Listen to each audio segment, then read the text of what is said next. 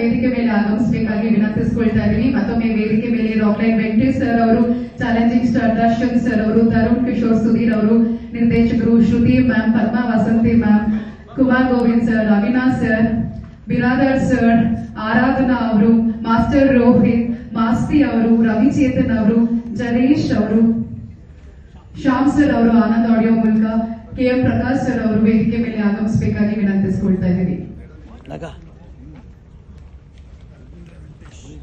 ಏನಪ್ಪ ಹಿಂದೆ ವೇದಿಕೆ ಬಾ.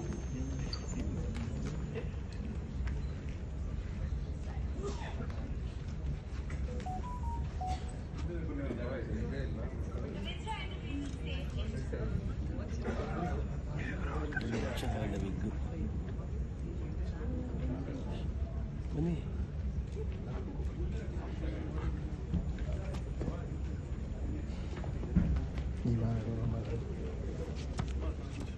Bas.